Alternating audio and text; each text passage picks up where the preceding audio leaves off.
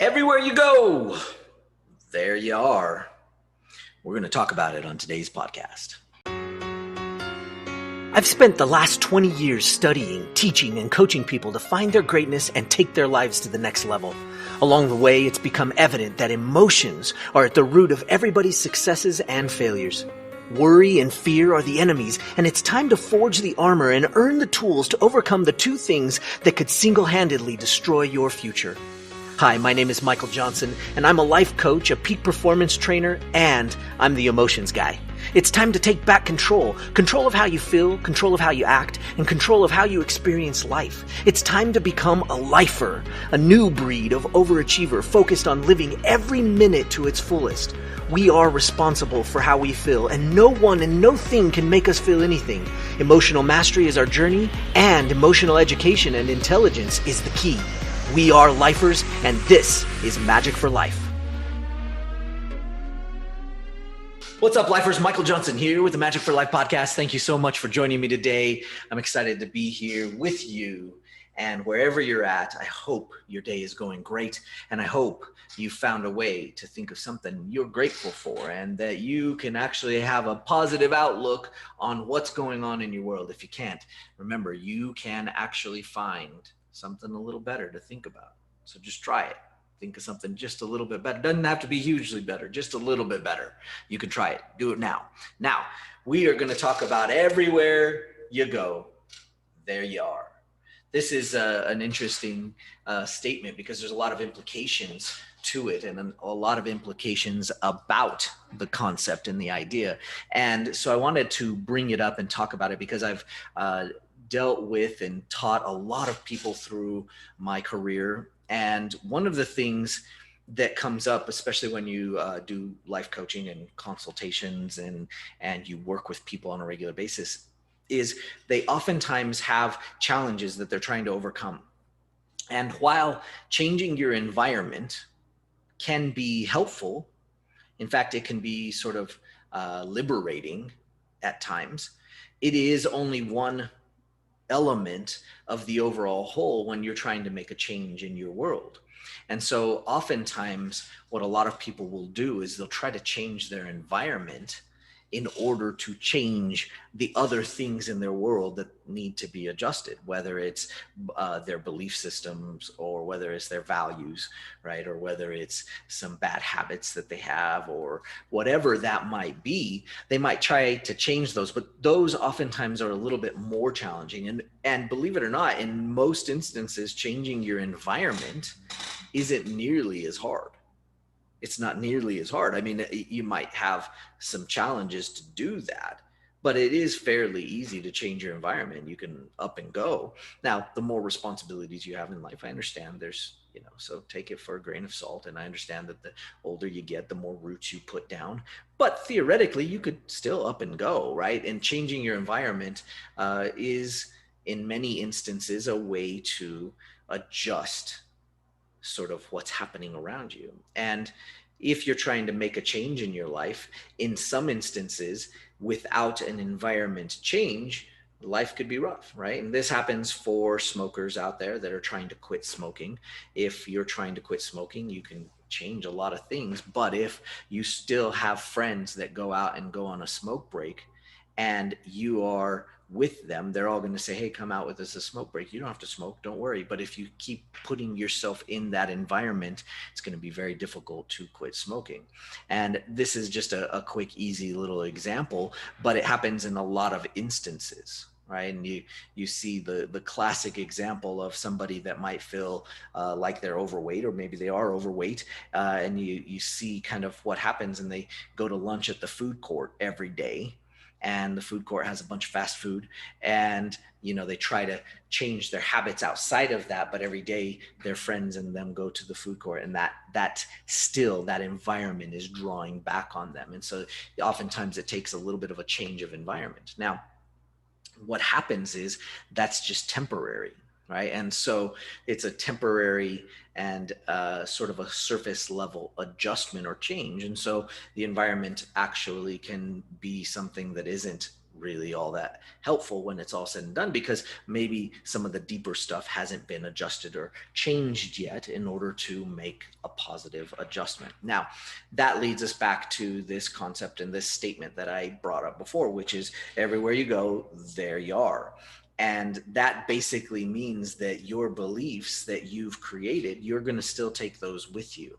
Your ideas about how things should be, could be, were, and are going to be, those are all still part of your situation. And as you continue to operate based off your values and belief systems, what ends up happening is you will revert back to whatever it is that you created as your belief systems. And so, in many instances, as I've dealt with my clients and people that I've coached, they'll try or want to make a change in their world by changing their environment. And I always try to warn them, hey, listen, that's great, and it's gonna probably help at first, and yet everywhere you go, there you are, which means that you're taking with you your belief system. You're taking with you your limiting beliefs and whatever means by which you have to operate.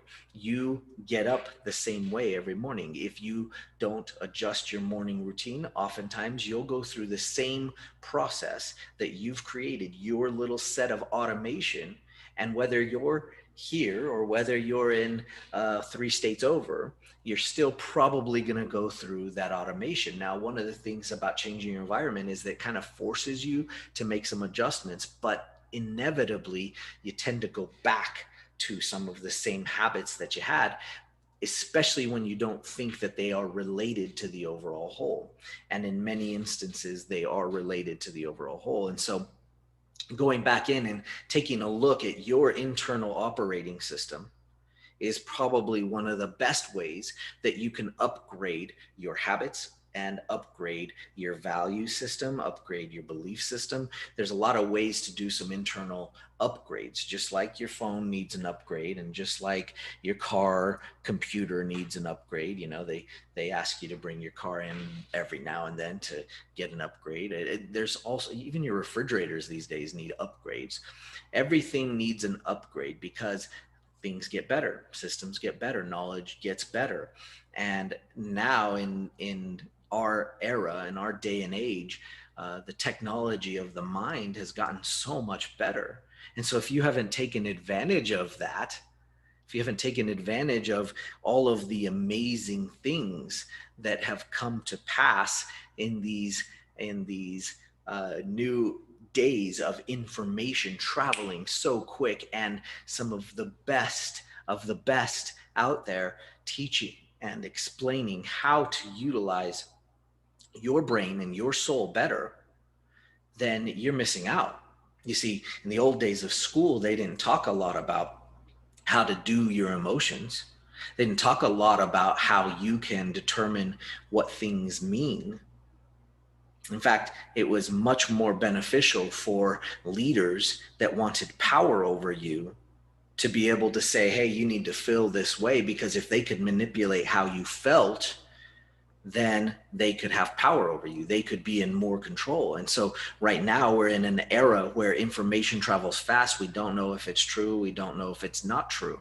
But what I do know is that you have the ability to determine what things mean to you and how they will affect your world. So you can actually filter that. And as you learn to filter that, you can now start to adjust your values and your beliefs, and you can actually make a difference to you and to your world, right? And there are two sides of the coin here. So I'm going to say this, and it's going to sound funny. The world doesn't revolve around you, okay?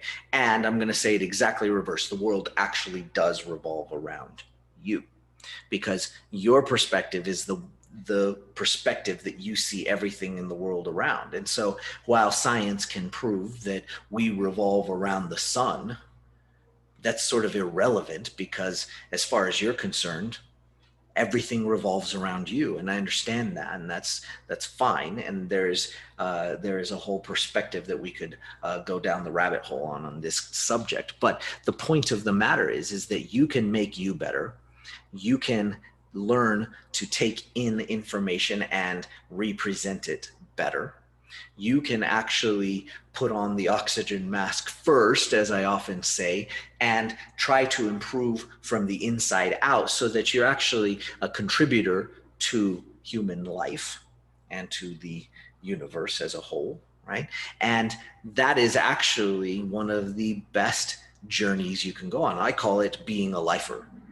I call it being on the lifer journey. And when you can do that, man, the things you can do, the things that you can make a difference with, but it starts with you.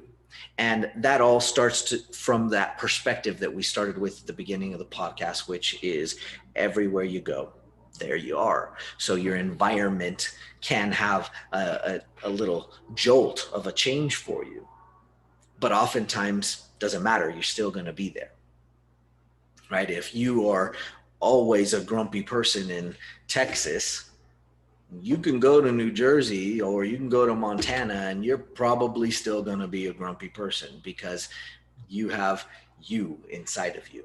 And so what I would encourage you to do is start to seek out this upgrade.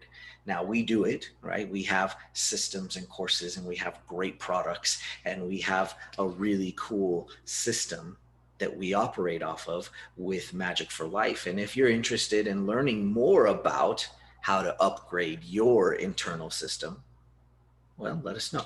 We're happy to help. And we'd love to participate because that really is what we love to do. We love to help find your superpower, find your greatness, right? And that's really what Majic for Life is all about, is helping you find your greatness. So we would love to help you. And if you need, if you'd like to get involved and find a way to participate and upgrade your internal operating system, so that you can take your life to the next level, whether it's your life, your business, your relationships, whatever it is, we want to help you. We would love to help you. This is what we live for. This is what we do every day. And so we'd love to participate. And as you are moving forward, you know, maybe you don't know it yet, but if you come across it again and you realize, hey, I just want to get out of this, maybe you got to stop and think for a second. Hey, you know what? Everywhere I go, there I am, right? And conversely, one of my favorite things right now is I am where I am. I can only make it a little better or a little worse. So let's make it a little better today. Thank you for joining me on this episode of Majic for Life. Can't wait to see you in the next episode. As usual, like, subscribe, throw us a hashtag Majic for Life on the Instagrams, and we'll see you at the next podcast. Happiness is a choice. Sadness is a choice. All emotions are a choice. Sometimes doing our emotions doesn't seem like it's our choice, but it is. You have control.